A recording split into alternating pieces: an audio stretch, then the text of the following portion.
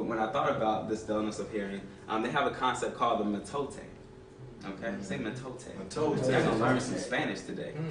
Metote means thousand voices or mental chatter.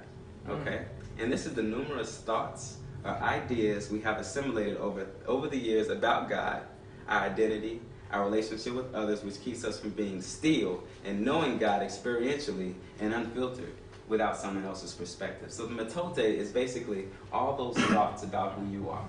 It's your persona. It's always whispering to you, no, you're not this, you can't do this, you can't do that, God is this, God is that, you can't love this person over here because God wouldn't love this person over here. You can't love these people over here because God judged and condemned those people over here. All that is the mental chatter going on in your mind, which keeps you from having that direct experience, that mystic union with God, so that you can know God directly. And you don't have to go to someone else. You don't have to even be here right now. We're preaching ourselves out of the job here. Okay? Because we're telling you to go directly to the source. Okay? So that you don't have to hear from someone else, their secondary sources anymore. Okay? So let's go to verse 12. That was a lot for just one verse. So, for though by this time you ought to be teachers, you have need again for someone to teach you the elementary principles of the oracles of God, and you have come to need milk and not solid food. There's that milk again. You ought to be teachers by now. So why aren't we? We are not teachers for the very reason I just mentioned. We can't hear from God directly. We have forgotten how. We have not learned, or in reality, we do not remember how to hear from God directly. It is only through mystic union that we gain true knowledge, a gnosis in Greek, of God, in order to know these elementary principles. And these elementary principles in Greek are called the stoicheia, and that means the causal elements of God. It's cosmology, the order of the universe, where you came from, basically, the basic things about our existence. This test tells us what this knowledge is when we read it from the understanding that we are made in the likeness and the image of God. It reveals that to us when we see it from a different lens. Knowledge is experienced via hearing from the oracle of God in your mind, in your head. And I know I love movies, so I have to reference Neo in the Matrix. Okay, when he was plugged in, that's the only time he could go and consult the oracle. He couldn't consult the oracle in the real world. He had to plug himself into that illusion reality which was in his mind in order to hear the guiding words of the oracle. So like Neo in the Matrix, the wisdom and guidance he received that led him to becoming the one, as we saw a couple of weeks ago, was in his mind. True knowledge which cannot be denied is only attained through experience, by going within. If you don't go within, you go without.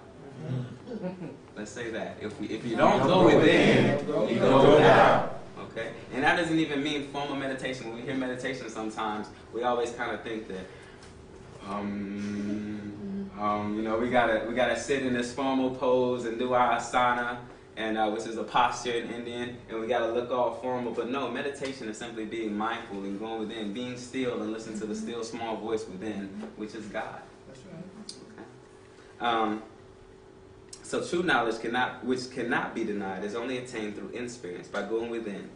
It is of yet unverifiable to others in the external world. And I thought about that because we're always trying to prove God. Prove God to me. Okay? Prove that God exists. You prove God to yourself. There's a reason for that path.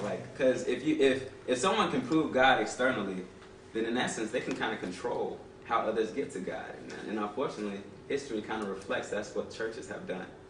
That's what organized religion has tried to say that we prove God's existence, so now we control the path.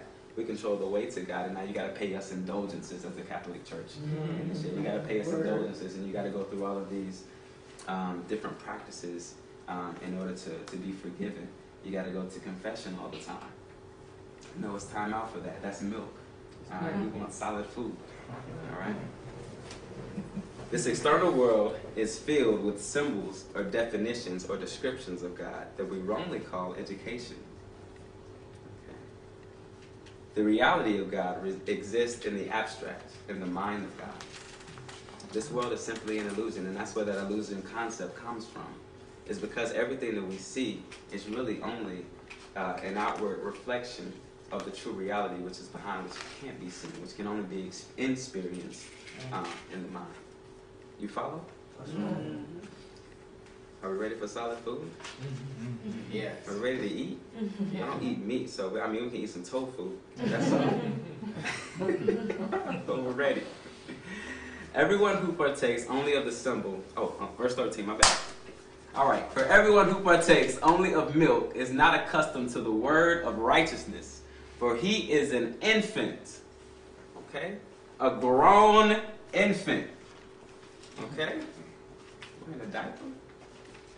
Everyone who partakes only of the symbol and not the true substance behind it is which in the Greek the word is apiros. Okay, everyone say apiros. Apiros. Apiros. And what that actually means in Greek is without experience. Without experience. Okay, which this is interesting because in the Greek the word gnosis, knowledge, means direct experience. You can only know something when you have direct experience of it. Not just because you know some definition of it. It's interesting. Formal education in colleges, it just fills us with all these words, fills us with all of these descriptions and definitions and symbols without really leading us to have direct experiential knowledge of who and what God is and what these concepts even are. It's just the scriptures, just words. Okay. So without experience of righteousness, or the state we ought to be in, which is the teachers and not the infants, okay, the grown folk, okay. Verse 14, the last verse. But solid food is for the mature, who because of practice have their senses trained to discern good and evil. Solid food is for the mature. What happens when you give a baby solid food and it isn't ready? Won't digest it.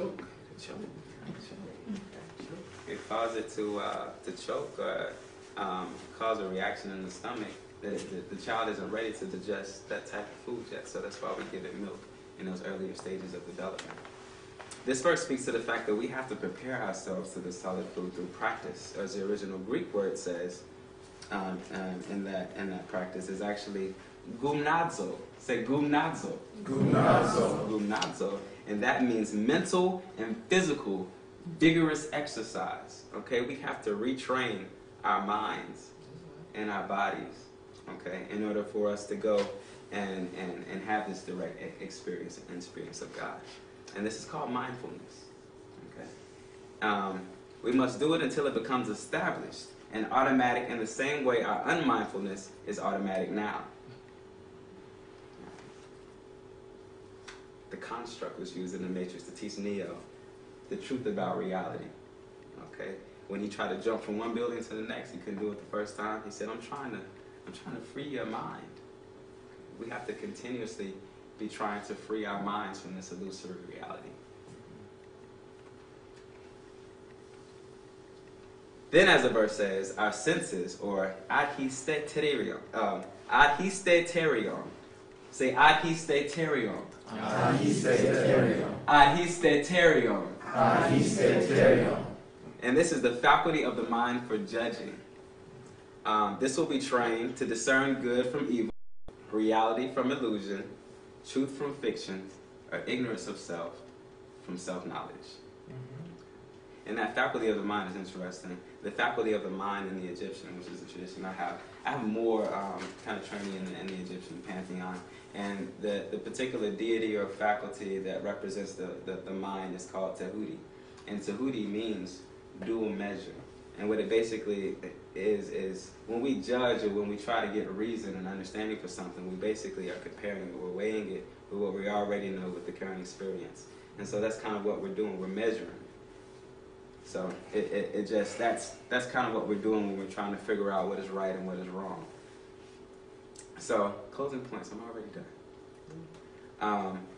The power we find in symbol is simply the deepening and understanding in consciousness, which results from penetrating beneath the surface or literal level of the symbol or milk referenced in Hebrews.